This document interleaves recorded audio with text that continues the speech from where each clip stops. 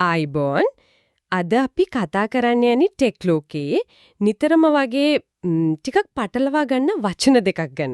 ඒ තමයි database, එහෙම නැත්නම් දත්ත සමුදාය සහ DBMS, ඒ කියන්නේ දත්ත සමුදාය කළමනාකරන පද්ධතිය. ඔව් ඇත්තට මේ දෙක එක වගේ ඇහුනට වැඩ කරන විදිය හුඟක් වෙනස්. හරියටම. ඉතින් අපි අද Geeks for Geeks ලිපියක්, Nezo Academy වීඩියෝ එකක්, තව සිංහල මූලාශ්‍රකුත් අරගෙන මේ වෙනස හරියටම තේරුම් ගන්නයි හදන්නේ. බලමු මේකේ ගැඹුරටම ගිහින්. අනිවාර්යයෙන්ම මොකද මේ වෙනස තේරුම් ගන්න එක දත්ත එක්ක වැඩ කරනකොට හරිම වැදගත්. මුලින්ම කිව්වොත් දත්ත කියන්නේ නිකම්ම අමු කරුණුනේ නමක් අංකයක් වගේ. Oh, raw facts. ඒ දත්ත සමුදායක් database එකක් කියන්නේ අන්න ඒ වගේ එකිනෙකට සම්බන්ධ දත්ත යම්කිසි පිළිවෙලකට අරමුණක් ඇතුව එකතු කරපු තැනක්. ඒ කියන්නේ නිකම්ම data ගොඩක් නෙවෙයි. නෑ සංවිධානය වෙච්ච එකතුවක්. මේක ඉතින් පරිගණකයක ඩිජිටල් විදියට තියෙන්න පුළුවන්. අර Geeks for Geeks එකේ කියනවා වගේ සමහර වෙලට කඩදාසි ෆයිල් එකක වුණත් වෙන්න පුළුවන් නේද? ආහා හරි. එතකොට DBMS එක, ඒ කියන්නේ database management system එක.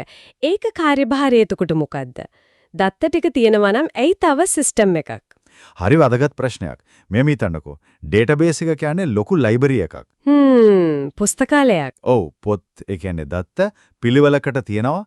හැබැයි ඒ පොත් හොයාගන්න, අලුත් පොත් ගේන්න, කාටද පොත් දෙන්නේ, කවුද ගත්තේ, පොත් ටික ආරක්ෂා කරන්න මේවට කියන කෝණනේ. පුස්තකාලාධිපති වැඩි. හරියටම හරි. අන්න ඒ වෙලේ තමයි DBMS කියන software එක කරන්නේ. ඒක තමයි අර දත්ත සමුදායත් එක්ක ගනුදෙනු කරන්න, ඒක මැනේජ් කරන්න, පාවිච්චි කරන්න අවශ්‍ය කරන මෙවලම. ඒ කියන්නේ දත්ත ටික තියෙන database එකේ ඒකත් එක්ක වැඩ කරන්නේ DBMS එක හරහා. ඔව්. එහෙමයි. නැතු අර data ගොඩ තිබ්බට විතරක් වැඩක් ගන්න අමාරුයි. එතකොට ප්‍රධාන වෙනස ඒකයි. එකක් data එකතුව, අනික ඒක මැනේජ් කරන software එක. හරියටම. ඒ වගේම තව පැහැදිලි වෙනස්කම් ප්‍රායෝගික වෙනස්කම් කීපයක් තියෙනවා. මූලාශ්‍රවලත් මේවා ගැන කියනවා. මොනවද ඒ DBMS එකක් හරහා අර SQL වගේ query භාෂා තියෙන්නේ. SQL. අnder ඒ වයින් හරිම වේගෙන් ලේසියෙන් ඕන data එකක් හොයාගන්න, ගන්න, වෙනස් කරන්න පුළුවන්. හරි. අනික තමයි එකවර පාවිච්චිය. ඒ කියන්නේ concurrency. හිතන්නකෝ එකම වෙලාවේ ගොඩාක් අයට එකම දත්ත පාවිච්චි කරන්න ඕන වෙර අවස්ථා. ටිකට් බුක් කරන සිස්ටම් එකක් වගේ? ඔව්. ඒ වගේ හැමෝම එකම සීට් එකට try කළොත් අවුල්නේ. database එකකට තනිය මේක handle කරන්න බෑ. ඒත් DBMS එක හදර තියෙන්නෙම එකම වෙලාවේ ගොඩාක් users-ලාට ප්‍රශ්නයක් නැතුව ආරක්ෂිතව දත්ත එක්ක වැඩ කරන්න දෙන්න. හරිම වැදගත් හැකියාවක් නේ ඒක. අනිවාර්යෙන්ම. ඊළඟට ආරක්ෂාව සහ අඛණ්ඩතාවය. නිකම්ම දත්ත ටික තිබ්බට ඒක ආරක්ෂිත නෑ. කවුරු හරි ඇවි delete කරන්න පුළුවන්, වැරදි data දාන්න පුළුවන්. ඔව් ඒක ඇත්ත.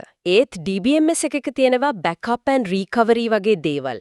data නැති වුණොත් ආපහු ගන්න ක්‍රම. user access control, ඒ කියන්නේ කාටද බලන්න දෙන්නේ, කාටද වෙනස් කරන්න දෙන්නේ කියලා පාලනය කරනවා. අර integrity consistency කියන්නේ ඒකට අදාළද? ඔව් ඒකත් හරිම වැදගත්. data integrity කියන්නේ දත්තවල නිවැරදිතාවය. උදාහරණයකට වයස කියලා තැනකට ඍණ 10 දාන්න දෙන්නේ නෑ DBMS එකෙන්. consistency කියන්නේ දත්තවල තාර්කික අනුකූලතාවය. බැංකු account එකකින් සල්ලි ගත්තම balance එක හරියට update වෙන එක වගේ දේවල්. ඒක නම් ඇත්තදම. DBMS එකක බලය පෙන්වන තැනක්. අර Nezo Academy වීඩියෝ එකේ තිබ්බ විශ්වවිද්‍යාල උදාහරණය ගත්තොත් එතනදී DBMS එකේ හැකියාවන් කොහොමද පාවිච්චි වෙන්නේ? ඒක හොඳ උදාහරණයක්.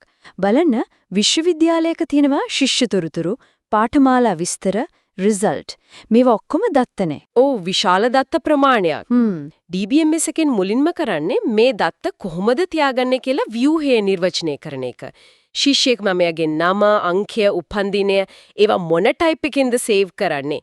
ටෙක්ස්ට් ද නම්බර්ද මොනවද අනිවාර්ය ෆීල්ඩ් කියලා ඩිෆයින් කරනවා. හරි, ස්ට්‍රක්චර් එක හදනවා. ඊළඟට දත්ත හැසිරවීම. ඒ කියන්නේ අලුත් ශිෂ්‍යෙක් ආවම data ඉතුල් කරන එක, යම් පාඨමාලාවක් කරන අයව හොයන එක, ලිපිනය වෙනස් කරන එක, ශිෂ්‍යෙක් අයින්වම data මක්කන එක, මේවට SQL command පාවිච්චි කරනවා.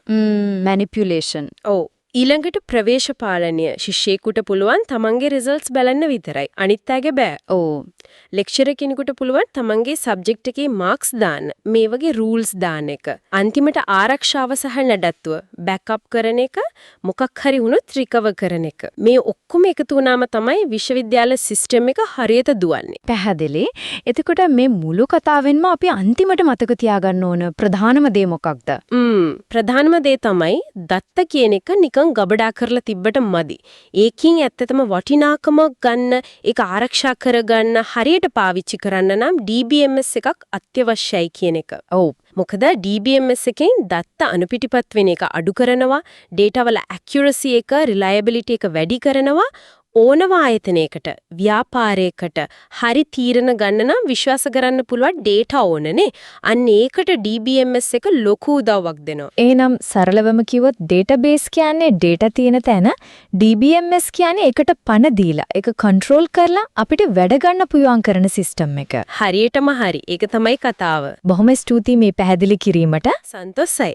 ඉතින් අවසාන වශයෙන් පොඩි දෙයක් හිතන්න දෙන්නම්. දැන් අපි මේ database එකයි DBMS එකයි අතර වෙනස දන්නවනේ. ඔව්.